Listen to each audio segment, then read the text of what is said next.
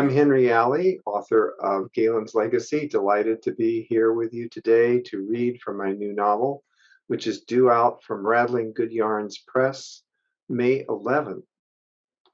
In it, in 1992, the protagonist Galen, newly out of prison for a crime he did not commit, travels with his family of Dutch heritage from Oregon to Amsterdam. He becomes reacquainted with his background, sees his mother reacquire her poetic talent, and develops at last a close and physical spiritual connection with his merging partner, Anton, all under the mysterious and enriching influence of the god Pluto.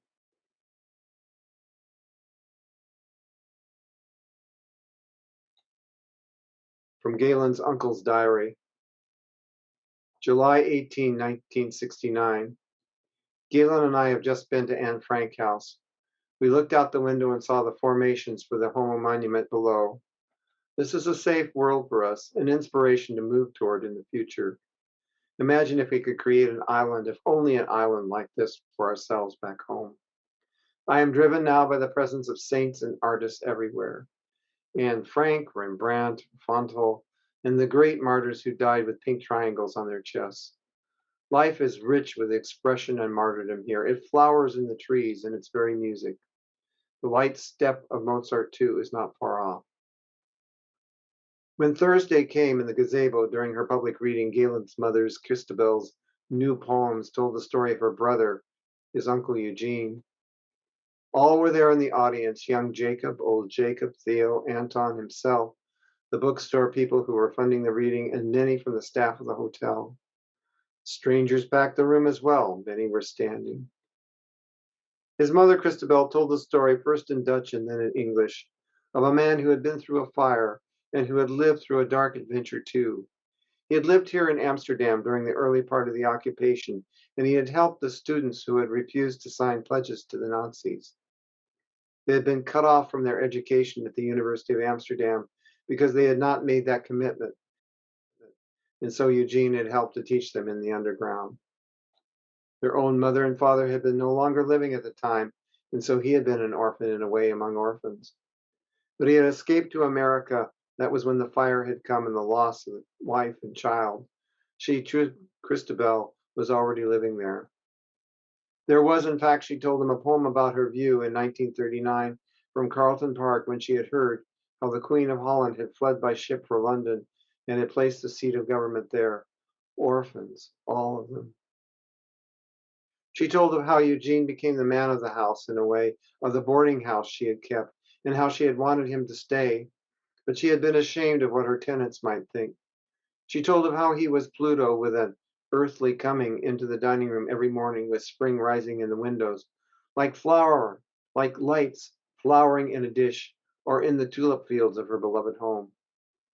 He was their Pluto at the door, coming home from teaching his children, with chalk dust on his hands, with sadness in his eyes, and a kind of cape of hauntedness mantling his shoulders. He could not tolerate the sham, so he changed himself into a bird in flight, moved to the larger city, taking not his son, but a child who was her son with him, and then to another larger city, and then another and another. Soon his plutonic touch was spread around the globe, the flowering, evolving, light-born touch, meaning that people were beginning to move and breathe more in a new presence. Once what allowed for the bonds between men and women to be freer, if only just a little. And between men and men, of course. He was in the rhododendrons and throughout the leaves of the park, her park, Carlton Park. He was in the winter roses and in the fragrant viburnum earliest of spring. He was in the azaleas, white and orchid purple. He was in the tulips brought over from his native country. She lost her boy to this presence, as Ceres did with her Persephone, but then he came back. This man was a teacher of the underground, as he had been for the University of Amsterdam students the moment their own Queen Mother had left, fleeing for London. One must take up, Christabel read to the group in the gazebo, one must take up that which causes a flourish. He is, in fact, Carlton Park. He is the town and it shelters nature. He lives in the veins of the streets, in his lit windows, just as he lives here in every corniced room and every easeled or mounted painting. He belongs in the lines and nerves of Vondel's poetry, his ancestor, whose extraordinary stars of light are like Roman candles, shooting out, creating new words, new voices in the shape of Lucifer, Samson, Adam, which crossed the channel and into the remarkable citadel through the belfry towers of the mind of Milton, creating new lines, new configurations, new changes.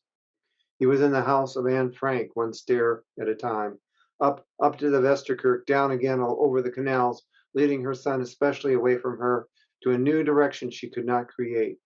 This was all she could muster, this poetry too late in the park of her ancestor. Galen, sitting there with Jacob and Anton on either side of him, closed his eyes and felt all the pain of Teresa, of Yvonne, of Gregory. And how could poetry do that, create that, both at once? The October Dutch moon came through the windows cold, made the room perhaps a little warmer. The portable heaters brought especially for her made a special whirring sound, but no one was distracted. Everyone was listening. Even the bookstore owner, who sat in readiness at the sales tables, mounds and mounds of Pluto's bounty in English, but also now in Dutch, did not take his eyes off her.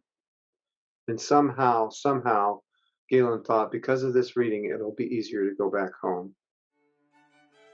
Once again, thank you for listening. I'm Henry Alley, author of Galen's Legacy, due out May 11th from Rattling Good Yarns Press.